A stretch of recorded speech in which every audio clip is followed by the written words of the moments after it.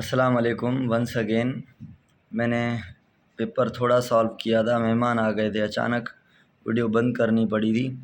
मैं फिर से पेपर सॉल्व करवा रहा हूँ। 18 सवाल हमने किए थे। 1 मिनट में 19वां ओपन कर लूँ, हो गया। The best way to avoid AIDS को अवॉइड करने के लिए, भाई इलाज तो है नहीं ना, वैक्सीन से कैसे एड कर सकते हैं, अवॉइड कर सकते हैं, मेडिकेशन से भी नहीं, शॉट से भी नहीं। तो प्रिवेंटिव मेजर अच्छे हैं। सेक्सुअल कॉन्टेक्ट का ख्याल रखना है, ब्लड ट्रांसफ्यूजन का ख्याल करना है, सेम सिरिंजेस का ये वो जो प्रिकॉशंस हैं। और which of the following substance passes through glomerulus, micromolecule जाएंगे, ग्लूकोज जाएगा, बाकी सारे ऑप्शन आप देख लें। 20वें में अल्ब्यूमिन मैक्रो है, प्लेटिल और रेड ब्लड सेल हैं, ये तो नहीं होंगे एब्जॉर्ब, फिल्टर नहीं होंगे। The appendix attach to the caecum, सीधी बात है, सीकम के साथ अटैच है। और रेक्टम, सीकम, कोलान, हाँ ऐसी कोई लॉजिक नहीं है, सीकम चलेगा भाई। Which structural character is most accurate for arteries thin wall, नहीं भाई। थिक एंड मस्क्यूलर, बहुत अच्छा, बी ऑप्शन सही होना चाहिए। हाईली परमिएबल, सी नहीं। लार्ज ल्यूमिन, नहीं, तो बी ही होना चाहिए। इसी वजह से आर्टरी के पास highly elasticity, highly flexible nature है कि वो ज़्यादा से ज़्यादा कंस्ट्रिक्ट अपने ल्यूमिन को छोटा और ज़्यादा से ज़्यादा अपने ल्यूमिन को मोटा वाजो डायलेट कर सकती है ब्लड फ्लो को कंट्रोल करने के लिए। बड़ा अच्छा सवाल है ये बहुत इजी है बल्कि, कि 23वां फूड जो है उसमें long chain of amino acids हैं, तो ये प्रोटीन होगी पक्का, और क्या। मोनोक्लोनल एंटीबॉडीज़, बड़ा मज़ेदार सवाल है। Are useful in cancer diagnosis, cancer diagnosis में मोनोक्लोनल एंटीबॉडीज़ जो हैं वो यूज़फुल हैं, कैसे, हाउ डिटेक्ट करती हैं specific tumour marker in the sample, D होगा। क्योंकि भाई जिस सेल को आप मरवा रहे हैं उसका एनआईसी देंगे ना, तो आप क्या करते हैं, मोनोक्लोनल एंटीबॉडीज़ कैसे बनाते हैं, माइलोमा सेल से। माइलोमा सेल को मतलब इसके जो स्किन के सेल्स होते हैं, उन जो कैंसर के सेल होते हैं, उनकी एंटीजन लेकर हम बी सेल को देते हैं, बट बी सेल का हम फ्यूजन करवाते हैं चूहे के सेल के साथ, ताकि चूहे के का सेल कहेगा ये बी से, ये जो कैंसर वाला सेल है ये मेरा नहीं, तो एंटीबॉडी बनाने लगेगा। और हम बी सेल उसके साथ इसीलिए फ्यूज़ करेंगे कि वो ज़्यादा मिलियन की तादाद में पर आवर एंटीबॉडीज़ बनाता है, इसीलिए ये जो एंटीबॉडीज़ हैं एंटीजन को देख के मारती हैं। तो यहाँ पे लिखा हुआ है ट्यूमर मार्कर डिटेक्ट करेंगी, स्पेसिफिक ट्यूमर मार्कर, ट्यूमर मतलब कैंसर, मार्कर मतलब यहाँ पे एंटीजन होगा, निशान, CNIC। The main function of pharynx, बड़ा मज़ेदार सवाल है, बहुत सारे बच्चों ने कहा है कि रेस्पिरेटरी सिस्टम में कौन सा फंक्शन है फेरेंक्स का। भाई बहुत फंक्शन है ना, फूड और एयर को पास करने में, है ना। तो क्या आप प्रोड्यूस म्यूकस, ये ओनली एयर के लिए बहुत सारे बच्चों ने ये करके आए हैं कि म्यूकस प्रोड्यूस करता है। बहुत सारों ने कहा है कि भाई ये फिल्टर करता है एयर, तो बी और डी तो एक ही बात हो गई, एयर फिल्टर करना या म्यूकस प्रोड्यूस करना। म्यूकस प्रोड्यूस करेगा जो एयर है, उसमें से जो डस्ट वगैरह ये वो हैं वो जम जाएंगे, म्यूकस के साथ चिपक जाएंगे और म्यूकस बाहर निकलेगी या एसोफेगस में जाएगी, स्टमक में जाएगी। तो ये नहीं होगा। इनके अलावा जो ताकत वाला ऑप्शन आपके पास पड़ा है, जो आपने नहीं किया, serve as a passage for both food and air, ये सही है। भाई फूड तो है इसका काम, बट हमें पूछ रहा है रेस्पिरेटरी सिस्टम में कौन सा काम है। ये कह रहा है कि ऐसा चुने जो फूड डाइजेशन में काम ना करे, ऐसा कहा है उसने, नहीं। आपने ऐसा ऑप्शन चुना है जो रेस्पिरेटरी सिस्टम में काम करे और भले और कहीं 100 काम और भी करे, तो भले फूड में काम कर रहा है, तो ऑप्शन ए सही होना चाहिए, सही है, बल्कि होना नहीं चाहिए, सही है। उसके अलावा सवाल है 26वां, the main cause of acute kidney failure, बड़ा मज़ेदार सवाल है। लेस स्वीटनिंग, नहीं भाई स्वीटनिंग नहीं हो रही, पानी लॉस हो ही नहीं रहा, तो किडनी क्यों, किडनी तो फेल तब हो जा सकती है जब पानी ख़त्म हो जाए, और किडनी को दोबारा वापस करना, किडनी का फिल्टर करना बड़ा काम नहीं है, फिल्टर करना ज़्यादा बड़ा काम नहीं है, बड़ा काम है पानी को दोबारा लौटाना। इसीलिए मछलियों में किडनी सिंपल वाली होती है, क्योंकि पानी को लौटाना नहीं होता। ह्यूमन की किडनी बहुत ताकत वाली किडनी होती है, सारे के सारे 180 लीटर फिल्टर होते हैं, तो 178 लीटर रीयूज़ होते हैं। नहीं तो हम 180 लीटर पानी पीते और 180 लीटर हम यूरिन करते, तो हमारी किडनी 178 लीटर, 78.5 और 179 लीटर रीअब्जॉर्ब कर रही है। बहरहाल ये नहीं होगा लेस स्वीटनिंग तो अच्छी बात है। किडनी हाइपोथर्मिया, हाँ हो सकता है, हाइपोथर्मिया से नहीं, ये भी नहीं हो सकता कि हाइपोथर्मिया से क्या हो सकता है, बट ये नहीं करेंगे। ताकत वाला ऑप्शन मौजूद है, लिवर फेलियर, हाइपोथर्मिया कैसे हो सकता है कि भाई लो टेम्परेचर में ADH ख़त्म हो गया, सर्दियों में ADH नहीं बनता, इसीलिए यूरिन ज़्यादा हो जाता है, सर्दियों में पेशाब के ऊपर पेशाब लगता है, तो पानी लॉस हो जाएगा, डिहाइड्रेशन हो जाएगी, किडनी फेलियर हो सकती है। बट इतना ताकत वाला ऑप्शन नहीं है। जब लिवर फेल हो गया ना तो जितने भी टॉक्सिन हैं, पेनाडोल, पैरासीटामोल, शुगर, जहर वगैरह, ये वो सब कुछ ब्लड में रहेगा। तो लिवर के बाद जो शुगर को, टेंशन को, केमिकल को, टॉक्सिन को, दवाइयों को, हर चीज़ को निकालने वाला है वो किडनी है। तो जब मैं कहता हूँ जो शराबी होता है उसका या लिवर फेल होगा या किडनी पक्की फेल होगी, या दोनों फेल होंगे। लिवर नहीं हुआ तो किडनी, किडनी नहीं हुई तो लिवर, दोनों का आपस में रिलेशन है। लिवर डिटॉक्सिफाई करता है चीज़ों को, और उनको निकालता कौन है? उनको किडनी। आपकी शुगर बढ़ जाए तो आपको ये शुगर कहाँ से निकलती है? यूरिन टेस्ट करते हैं आप, तो शुगर वालों की भी किडनी फेल हो जाती है। क्यों? क्योंकि लिवर शुगर को कंट्रोल नहीं कर रहा। तो लिवर के ख़राब होने से किडनी ख़राब होती है, लिवर के काम ना करने से। तो ठीक है भाई, during diastole heart chamber diastole है, मतलब वेंट्रिकल डायस्टोल है, आर्टरिया नहीं मानेंगे, तो मतलब ब्लड ले रहे हैं, मतलब रिलैक्स हैं, फिल हो रही है ब्लड, वेरी गुड। 27 सवाल हो गए। उसके बाद 1 मिनट मैं दूसरे पेज पे जाऊं। एक बात तो मैंने जुगाड़ करके, बहुत गंदे तरीके से मैंने जुगाड़ किया है, मोबाइल को हाथ में लिए बैठा हूँ, पेपर सॉल्व करवा रहा हूँ। भाई आसिफ भाई की, आसिफ साहब की जितनी तारीफ़ करनी चाहिए वो बहुत कम है। ये रियली अ ग्रेट हीरो है। ऐसे हमारे सिंध में जहाँ पे जो कोई अच्छा आदमी निकल रहा है उसको घसीट के पीछे किया जा रहा है। इस दौर में आसिफ साहब ने बहुत बड़ा जिहाद करके ये काम किया। अल्लाह पाक ने उसको ये पावर दी है और उसने सही सही बल्कि परफेक्ट पावर का यूज़ किया है। हमारी तमाम दुआएं, नेक तमन्नाएं उसके साथ हैं।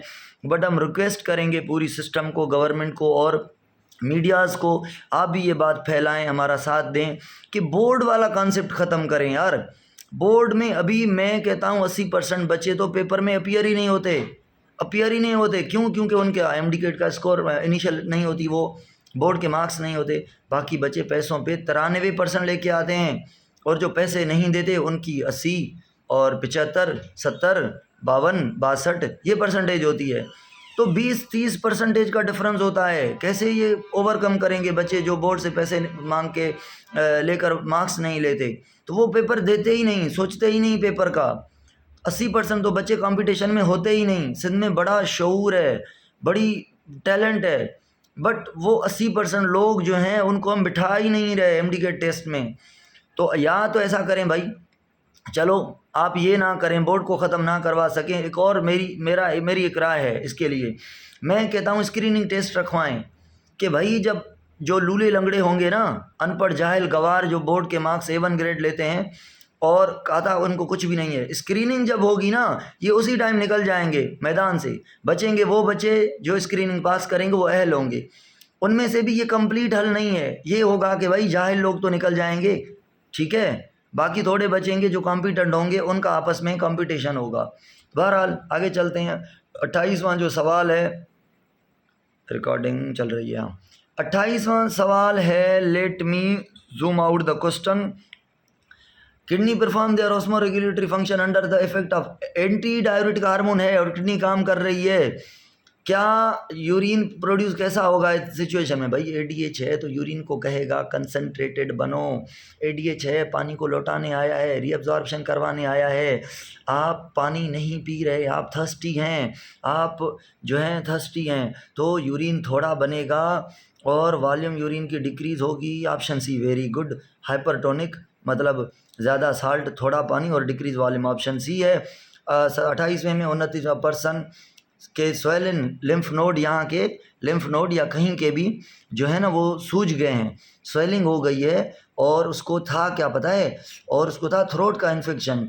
ये क्या इंडिकेट करती है? आप डॉक्टर हैं फ्यूचर के, आपको पता नहीं कि भाई जब इम्यूनिटी, जब इन्फेक्शन होता है तो मतलब पैथोजन आता है, पैथोजन आता है तो ये इन्फेक्शन उसने कर लिया है, तो ये टॉन्सिल्स हैं, ये जो ये गदूद हैं, इनके अंदर स्वेलिंग हो गई है, मतलब लिम्फ नोड सूज गए हैं। लिम्फेटिक लिम्फोसाइट होते हैं लिम्फ नोड में, मतलब इम्यूनिटी एक्टिव हुई है ना। तो active immune response, option C 29वें में सही है। Which of the following is correct about the structure of brain? Cerebral cortex is outer part consist of grey matter, सही है, आगे जाएंगे नहीं। सेरिब्रल कॉर्टेक्स आउटर, भाई मैं जल्दी में कर रहा हूँ, मे भी मुझसे कोई गलती हो जाए, तो मुझे कमेंट में बताना कि सर आपने ये ऐसे कहा है, ऐसा नहीं है। ठीक है, देखे ना मैं जज्बाती होता जा रहा हूँ, मैं बड़ा एक्साइटेड हूँ पेपर के लिए।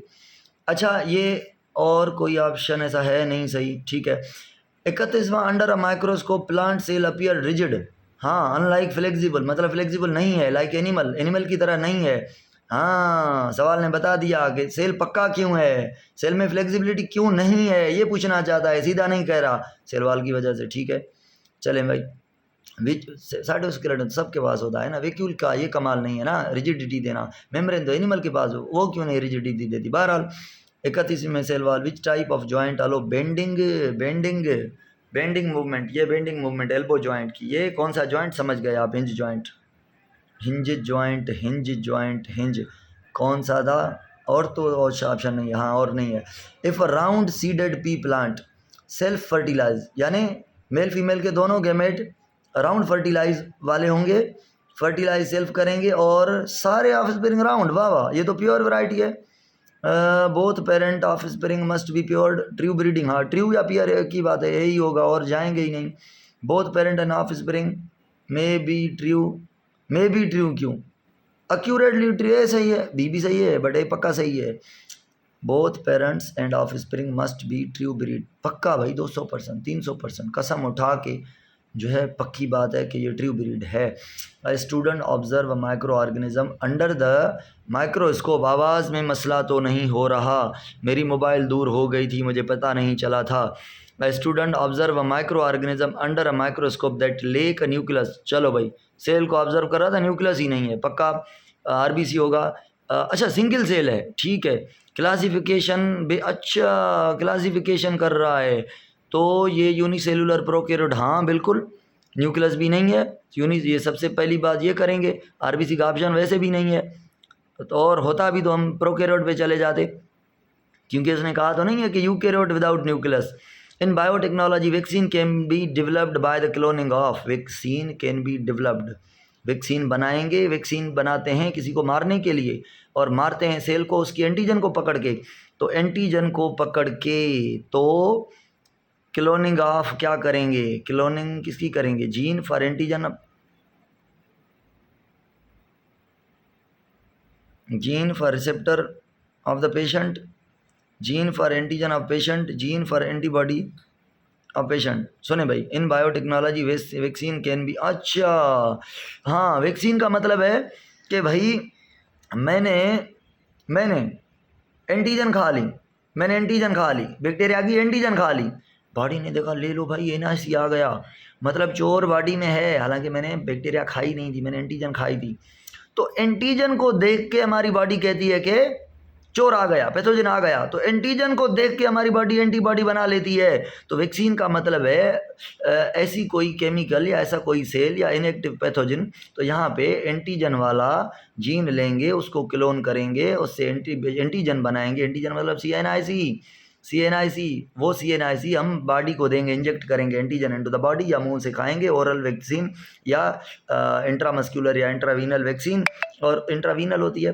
तो उसकी मदद से हमारी बॉडी उन एंटीजन को देख के बनाएगी क्या, इम्यूनिटी बनाएगी, एंटीबॉडी, और ये जब हमारी बॉडी में सच्ची वाला पैथोजन आएगा तो उस पर यही एंटीजन होगी पैथोजन वाली, और एंटीजन पैथोजन की लेंगे, नॉट हमारी पैथोजन की एंटीजन लेंगे, उसको क्लोन कराएंगे जीन को, वो जीन एंटीजन बना के देगा, वो एंटीजन ही हमारी वैक्सीन है, वही हमारी दवाई है, वो पिएंगे एंटीजन, तो एंटीजन जाएगी बॉडी में, तो एंटीजन को देख के हमारी बॉडी एंटीबॉडी बना के एंटीजन को ख़त्म क्या करेगी, वो ऑलरेडी ख़त्म है, जब पैथोजन आएगा उसको ख़त्म करेगी। बहरहाल इन बायोटेक्नोलॉजी वैक्सीन कैन भी हो गया। आर्ट्रियोवेंट्रिकुलर वॉल 36वां, atrioventricular AV valve close during which phase of cardiac, AV valve close है, क्लोज है मतलब वेंट्रिकल पंप कर रहे हैं, मतलब वेंट्रिकुलर सिस्टोल, और तो कोई बात है ही नहीं, जब वेंट्रिकुलर सिस्टोल होते हैं तभी ब्लड ले रहे होते हैं, तभी एवी वॉल खुले हुए होते हैं। भाई वीडियो बड़ी हो रही है, मैं स्टॉप कर रहा हूँ, आगे कंटिन्यू करेंगे इंशाल्लाह, थैंक यू।